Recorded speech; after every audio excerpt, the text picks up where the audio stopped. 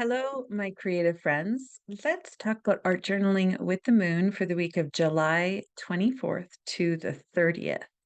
This week, the moon is growing in light and power as it moves from that new moon that was in Cancer to the full moon in Aquarius that will be happening next week, I believe August 1st in the Mountain Time Zone, anyways.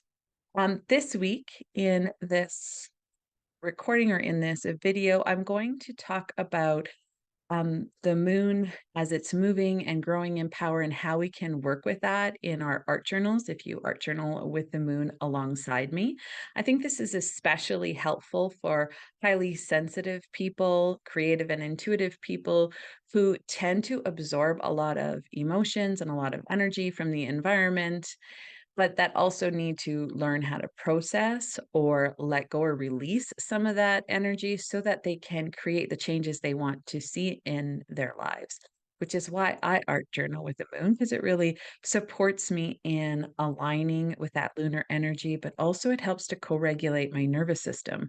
And that is so important in the work that I do, both because I'm a professional intuitive, but also because of the creative magic that I like to do. I need to be clear and aligned and connected and grounded to myself, and allowing my magic to come from within myself. So it really helps me to art journal with the moon to move through a lot of the things that I tend to carry or absorb. This week, because we're in that season of summer in the Northern Hemisphere, and I've been working towards growing more good. And I've been encouraging those who art journal with the moon to focus on growing more good in our lives. There's so much going on collectively and in our environment and in the world, that's just really uncertain and heavy and is going to be for a long time. So it's really important for us to learn how to move through those challenging emotions, and some of the prompts this week can be helpful for that. In this video, I'll take you through my suggestions for the journal prompts from Monday to Sunday. And I'll also talk a little bit about how you can work with the moon on each day, also how you can work with the lunar nodes that have changed signs. They moved from Scorpio and Taurus to Aries and Libra. So that's going to affect some different areas in your birth chart. And I go through which areas of your life that those lunar nodes might be affecting. The lunar nodes are just energy that's kind of in the background of our everyday lives, but it really influences some of the things that might be where some of the places in your life where you might be experiencing major beginnings or major endings. And also just kind of gives a background lunar energy for the next 18 months. So you'll want to just take a look at what areas of your life that might be affected, or where in your life you could be looking towards new beginnings or maybe even some important endings. So tune in for that, and I hope you enjoy art journaling with the moon alongside me this week. The moon is growing in light, and hopefully so am I, and hopefully so are you. I'm resonating with the waxing moon in a way I didn't expect to. After the Cancer new moon and the deep dive I did in my emotional realms to tend to some broken heart memories, which is what I focused on last week in my art journal, I feel stronger and a little bit more hopeful. This is saying a lot considering the world we live in these days and considering the fact I'm a late bloomer who has stumbled more times than she succeeded. The world faces a lot of challenges and struggles, leaving many of us feeling overwhelmed and uncertain about the future, and I'm no exception. In the midst of such turbulence, it can be incredibly challenging to maintain a sense of hope, positivity, and the ability to dream of better possibilities. But this week, I hope that's exactly what we do in our art journals. Let's grow a little bit of light, let's grow a little bit of positivities. For highly sensitive people, navigating uncertain times can be particularly intense and overwhelming. As empaths, we have a heightened sensitivity to emotional information, and absorbing energies from the environment, other people, and even the collective consciousness can get a little exhausting. Grief and loss are natural responses to the changes that we experience, whether it be the loss of loved ones or familiar routines or the life we once knew. These emotions can feel heavy and overwhelming, making it difficult to see a clear path forward, which is why we sit with our art journals to see that clear path forward. Don't get me wrong, I'm not taking steps forward thinking will things will just keep getting better and better. I know that's not the case. I'm 49 years old now, lived long enough to know that life is not all roses. There's a lot of mess in our world and a lot of mess that we have to all sort through. So I'm taking steps forward because I want to focus on good that is here amidst the chaos and the uncertainty. I developed the skill of resistance and determination the hard way, like most of you have, I'm sure, by falling repeatedly and having to pick myself back up. I've come to learn it's not about looking for a future without setbacks, disappointments, or heartbreaks. It's about getting more tools in my emotional and spiritual toolbox, which my art journal is the biggest tool in my toolbox. I identify as a late bloomer. I was lost for a long time in my life. And even when I thought I wasn't, I've come to learn it takes me longer than most to get to where I want to go. I see late bloomers as people like me who find their path and purpose quite a bit later in life than they would have wanted to. They experience setbacks like trauma and difficult childhood experiences that lead them off course. Really, if off course is such a thing. It takes us a long time to heal from the past and to finally get to know ourselves and to follow our dreams. At least that was the case for me. Fortunately, despite obstacles, late bloomers find courage, resilience, determination. And that again is what we're going to focus with this growing moon this week, because that's what the cycles of the moon help me to remember, that we can always come back full circle around to a starting point and be new again and look at things from a different place. There are a lot of areas in my life where I have not achieved the success I wanted to, and yet it's the golden word, isn't it? Yet. This moon that is growing in light and power this week feels like a reminder that it's never too late to reclaim my power. After experiencing a setback, it's natural to feel defeated and question my worthiness and capabilities. I start to internalize negative beliefs about myself, such as I'm not good enough, I don't deserve success, only bad things happen to me. That's in like the thick of my victimhood. And I have MCAS and struggle a lot with different restrictions that are placed on me and my body. So let me tell you, if you are here with me sitting on a day that is one of my low days, you would hear a lot of whining and a lot of complaining and a lot of sitting in a little bit of victim mentality. But the gibbous moon, as we're moving towards, which is a time when it's nearly full, signifies that our goals and dreams are close to fruition. Not quite there yet, but they're getting there. Similarly, this phase reflects the critical point in the creative process where results are near, but we got to stay steadfast and stay empowered. So, reclaiming my power means acknowledging that I hold the ability to shape my reality, regardless of setbacks and external circumstances. It's about embracing my inherent worth and strength, even when faced with challenges. This empowerment is not about controlling external events, although I really wish I could. But it's about taking ownership of my reactions and my mindset, like maybe not whining and complaining as much as I used to.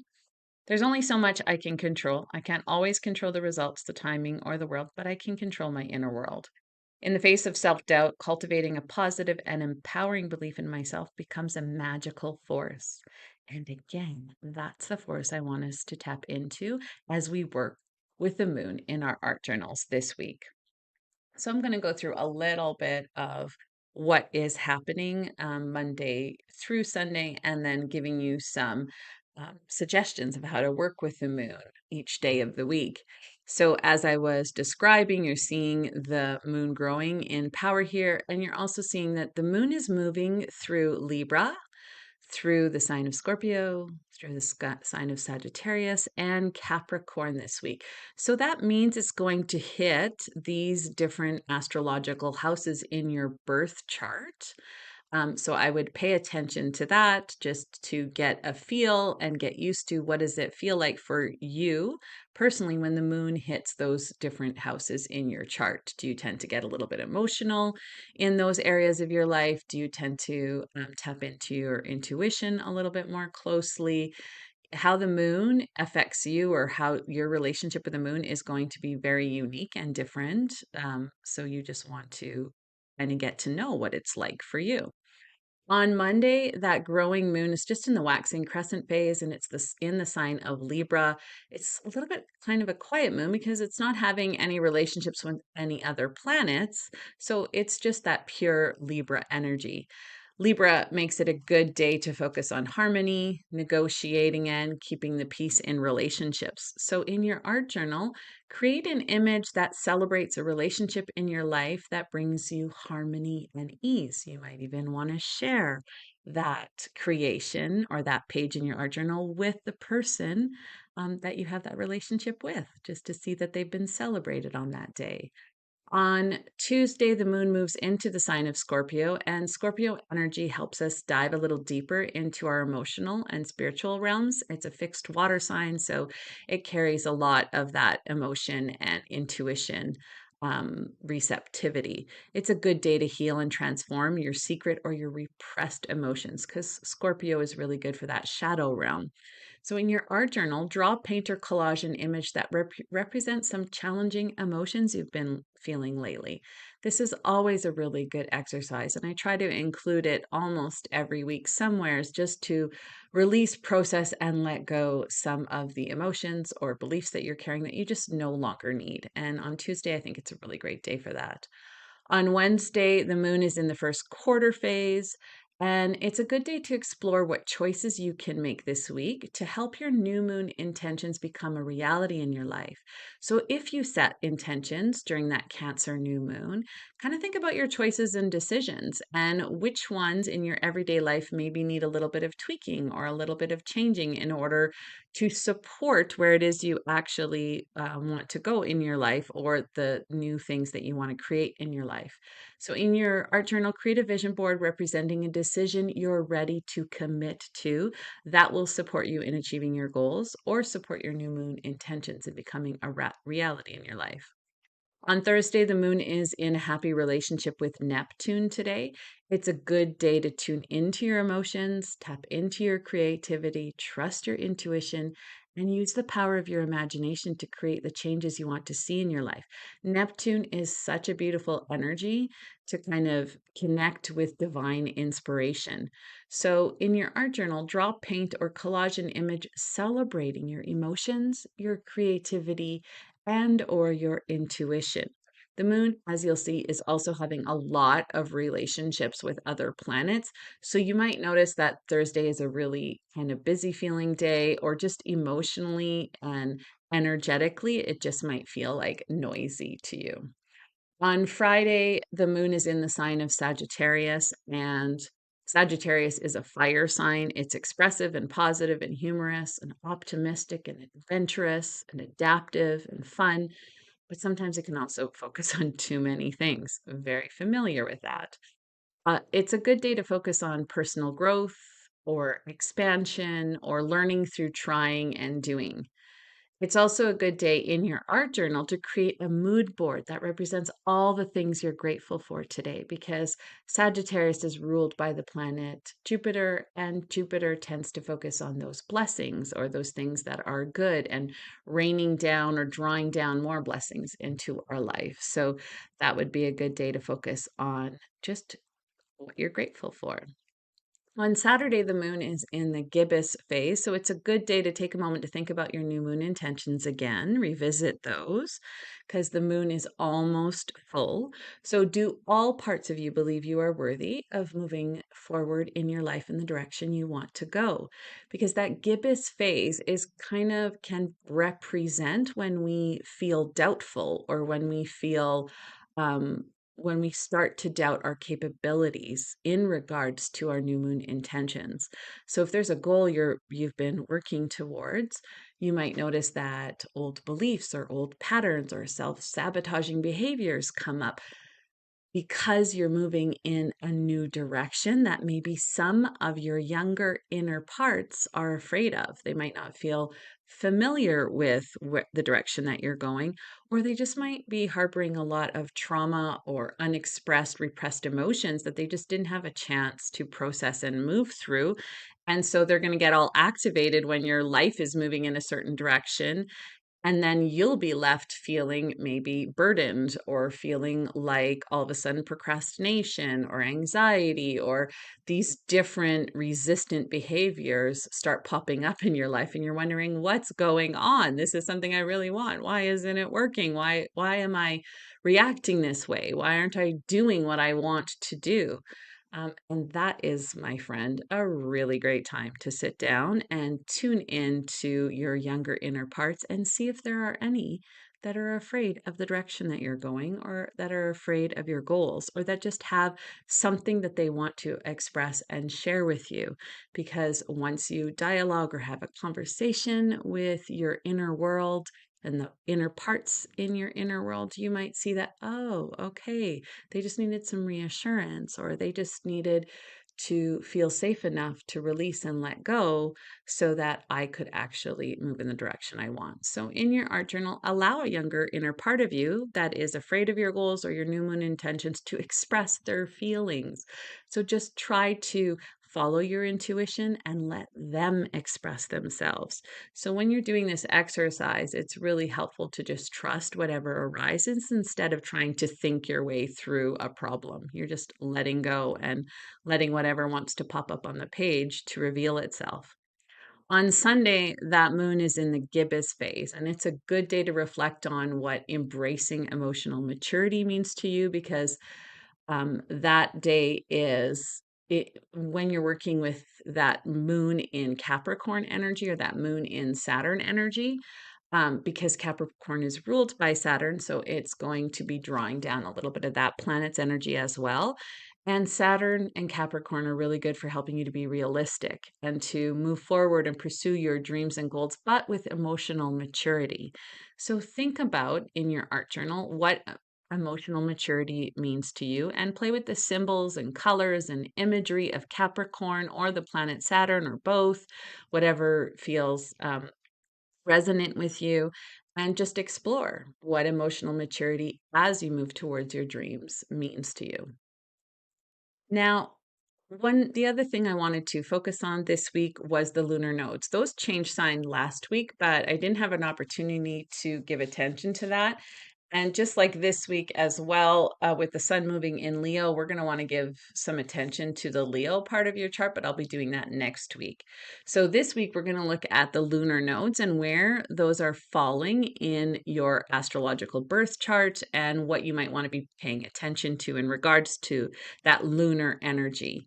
Of course, if you've been following me for a while, you know I'm not an astrologer, but I love looking at the moon and listening to what astrologers have to say about that lunar energy.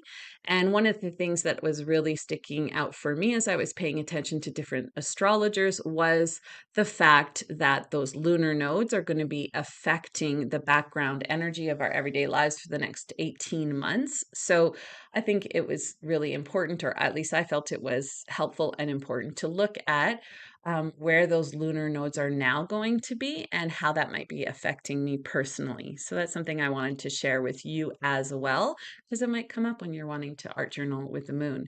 So the best thing to do is to draw up your birth chart in the whole sign house system if you're art journaling with the moon alongside me, because I follow that ancient astrology and I follow ancient astrologers. So you know, it's helpful to have your birth chart in that whole sign system so that you can see which astrological house the energy of the moon is being focused on. And each house in the whole sign system, these are the houses. There's 12 houses and they're equal. You'll notice they're equal, you know, pie slices on your chart. And that first house is your rising sign. And that is the most important information you're going to need when you're art journaling with the moon alongside means you're going to need to know what your rising sign is. Because once you know what your rising sign is, then we can determine where all the other signs are in the zodiac as well, and what astrological house those are sitting in. So those astrological houses all represent different areas of your life. And this is just gives you an idea of the different areas of your life each house is responsible for. Those lunar nodes changing signs creates that new background lunar influence as I was describing. And I think that it's especially relevant during eclipse season. None of the astrologers really said that, but to me, I was like noticing that that's when they would talk about where it was really going to get activated. So since eclipses tend to bring major beginnings and major endings, I was curious, oh, I wonder what areas of my life are going to receive major beginnings and major endings. And I've already noticed, as you'll see here, this is my birth chart. And so the Aries, the lunar nodes are moving into the sign of Aries and Libra. And those for me is the 11th and the 5th house. And I've already noticed major beginnings that have happened. And with the last eclipse that we went through, which was, I believe it was in one of those houses. I can't remember which one. But the South Node, it represents our past experiences, our conditioning, our spiritual and emotional patterns being carried forward from past lifetimes, if you believe in that, which personally I do. It signifies our comfort zone, our talents, our abilities that we have already mastered, and it also indicates tendencies and behaviors that may hold us back when we rely on them too much, because of course, growth isn't always fun or easy. So we tend to like want to sit on those things that are helpful to us. And that's the South Node in your birth chart. But it can also represent these lunar node energy that is changing, because that lunar node energy is moving into the sign of Libra. So that focus is turning more towards relationship and balance and harmony. And the South Node in Libra invites us to reflect on past relationship dynamics, patterns of compromise, and a desire for peace at any cost. So you're going to want to look at where Libra sits in your chart. And I will go through that in a bit in regards to your rising sign and how that the question you might want to contemplate. The North Node highlights the qualities, skills, and experiences we need to cultivate to move forward on our spiritual path. So it's the things we're like trying to learn or grow towards. So they're not always comfortable. We don't always like it because it's new and we're not really good at it yet. And it's something we're growing into. But it offers opportunities for growth and self discovery. That North Node is shifting into Aries, and it calls for the embrace of individuality, self assertion, and self discovery. So there's an area in your life that is where Aries is, and it's that area that's asking you in the next 18 months to embrace being an individual and step into your own power and forge your own path in this area of your life. It also invites you to be courageous and authentic and true to yourself, even if it's challenging other people, or even if you're facing resistance within yourself or within relationships.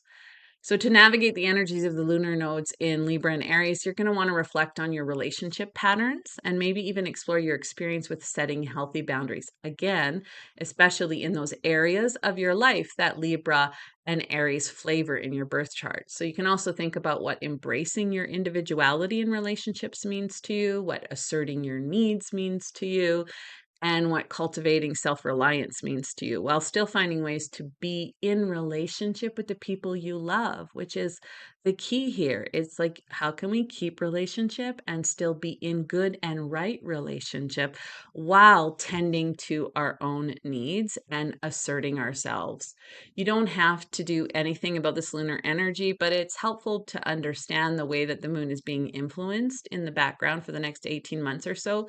So just be mindful of those Libra and Aries themes, which is why I wanted to share it with you. So even if you don't know what your rising sign is, you can just, generally speaking, hold those Libra and Aries themes in your mind for the next 18 months and realize, oh, I might be exploring what it looks like to be in relationship and also what it looks like to hold my own ground or to be in my own self at the same time. Now, if you know your rising sign and it's Aries, then the moon is moving through your seventh to your 10th house this week. And that south node is in your house of close, intimate relationships, marriage, or partnerships. So over the next 18 months, you're kind of asking, where have I compromised my needs here within partnerships or within intimate relationships, like a best friend friendship or a really close relationship that you've had for a long time or a marriage? Where have I compromised my needs to keep the peace? And then the north node would be asking you in it because it's in that first house, in your first house of self, body, energy, spirit, appearance. You might want to explore, how can I assert myself and be more true to myself in these areas of my life? So when it comes to my body or my vitality or my health or my sense of self, how can I set healthy boundaries? How can I assert myself? How can I be more true and express myself? In that, if your rising sign is Taurus, then the moon is moving through your sixth house to your ninth house this week. And that lunar energy is affecting your house of the subconscious, the 12th house, and the sixth house. So that south node is in the house of your subconscious realm because that's where that um, Aries energy is.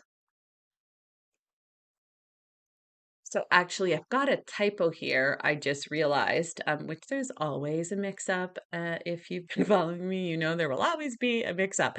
And this mix-up is actually your south node is in your house of health, and that which takes your vitality away. So I just mixed up where the south and the north node was here. So in with the south node in your house of vitality and pets and daily routines and your work routines, you're going to want to ask yourself, how can I assert myself more in my daily routines? How can I assert myself more so that I'm experiencing more vitality or more health? And how can I be more true to myself so that my health improves?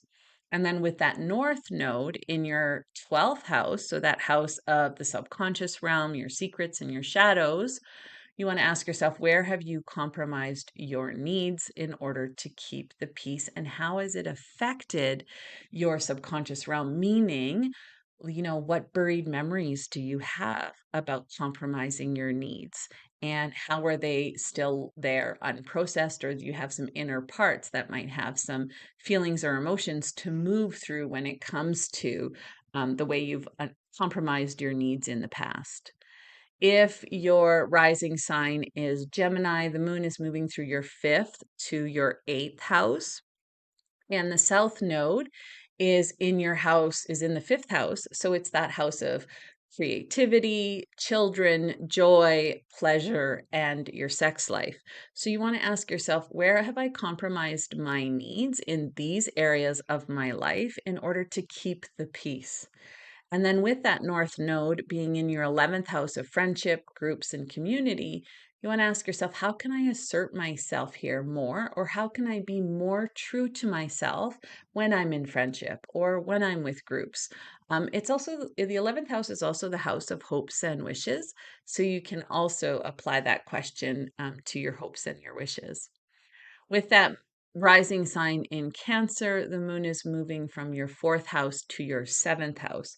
So that south node is in your house of home, living situation, ancestors, parent, childhood memories. So you want to ask, where have I compromised my needs in those areas of my life in order to keep the peace? And your north node is in the 10th house because that's where Aries sits in your birth chart. And that 10th house focuses on the areas of your life that have to do with career, success, and reputation. So you want to ask yourself, how can I assert myself here more in the next 18 months and be more true to myself when it comes to my career, my ideas of success, and or my reputation? If your rising sign is Leo, then the moon is moving through your third house to your sixth house this week. And that south node is in your house of communication, learning, siblings, peers, the goddess, and moon rituals, because it's in that third, Libra is in that third house on your birth chart. So you want to ask, where have I compromised my needs in order to keep the peace? Maybe when it comes to how you express yourself and the communication you do, or when it comes to your early education or your relationship with your siblings.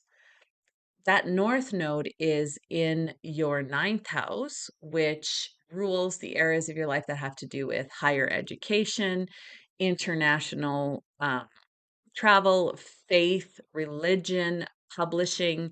So you want to ask yourself how you can assert yourself more and be more true to yourself in those areas of your life.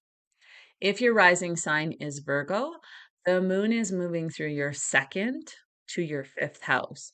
And that south node is in your house of money, income, assets, because it's in that second house. And this is where you want to ask yourself, where have I compromised my needs in order to keep the peace when it comes to my livelihood, the way I earn my money, the things that I own, or even just my relationship with money? That north node is in your eighth house, which is your house of psyche, debt, taxes, and shared money. So you want to ask yourself, how can I assert myself more here or be more true to myself in order to help my mental and emotional well being, in order to help my relationship with the debt and my taxes, or even in order to help the relationship with any shared money or money that I share with somebody else? If your rising sign is Libra, the moon is moving from your first house to your fourth house. The south node is in your house of self, body, energy, spirit, and appearance because it's in that first house. So you want to ask, where have I compromised my needs in order to keep the peace? And how might have that affected my sense of self, my energy, my vitality, the way that I connect with my spirit, the way I'm true to my spirit, or the way I see myself, or the way others see me. That north node is in your house of close, intimate relationships, marriage, and partnerships because that north node is in the seventh house. So you want to ask yourself, how can I assert myself and be more true to myself when I'm in a really close relationship or partnership?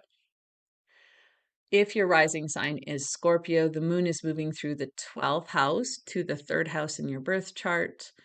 And that south node is for the next 18 months going to be in that house of your subconscious realm, your shadows, and your secrets because it's the 12th house. So you want to ask yourself where you compromised your needs here to keep the peace. So, where have you, when you compromised your needs in the past? Where do you have maybe buried memories from that or emotions that are still being held and stored in your body around compromising your needs? And then that north node is in the sixth house, which is the house of your health. That which, maybe takes away your vitality, because that sixth house in ancient astrology was about what depletes you or what takes away your vitality.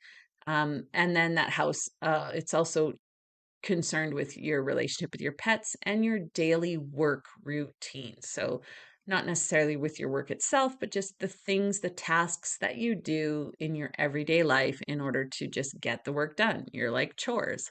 How can you assert yourself in those areas of your life or be more true to yourself to improve how you feel, maybe in your health, or how you feel about your daily tasks?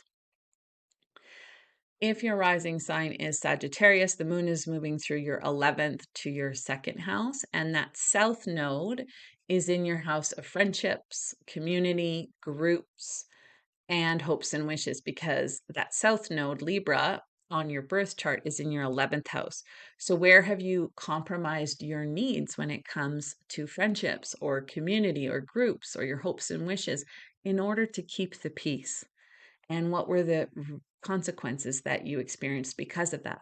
In the north on the North Node is sitting in your fifth house, and that's the house of pleasure, of joy, of children, of sex, of creativity. So you want to ask yourself, how can I assert myself more in those areas of my life? Or how can I be more true to myself? Maybe when it comes to my parenting, or when it comes to intimacy, or when it comes to the creative projects I'm working on. If your rising sign is Capricorn, the moon is moving through your 10th to your first house. And that south node is in your house of career, success, and reputation, because that south node is in your 10th house. So you want to ask yourself, where have you compromised your needs to keep the peace when it comes to your career or your ideas of success? That north node is in your fourth house, and that's the house of your living situation or your home or your ancestors or the things that raised you, the people, places, and experiences that brought you up, or your parents and your childhood memories. So you want to ask yourself, how can I assert myself more in those relationships or in those experiences? How can I assert myself more in my home? How can I assert myself more in my relationship with my ancestors or with my parents? In order to be more true to myself, how can I show up more fully in those areas of my life? If your rising sign is Aquarius, the moon is moving through your ninth house to your 12th house. And those lunar nodes are sitting in the ninth and the third house. So that south node of Libra is in your ninth house, which has to do with higher education, international travel, religion, faith, publishing.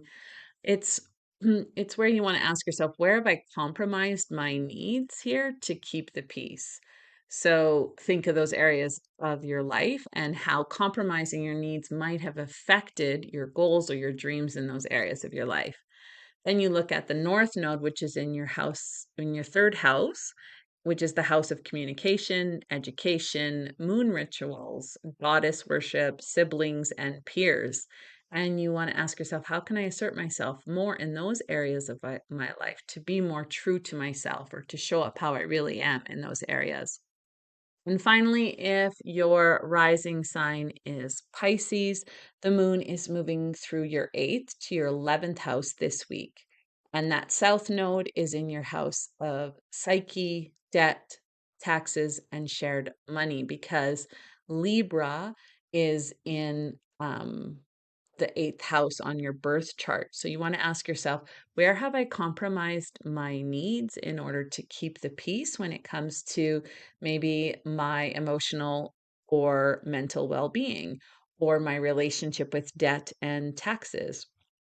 That north node is in your house. It's in the second house, which is your house of money, income, assets, and livelihood. So you want to ask yourself, how can I assert myself and be more true to myself when it comes to my relationship with money or the way I earn my money or the things that I own?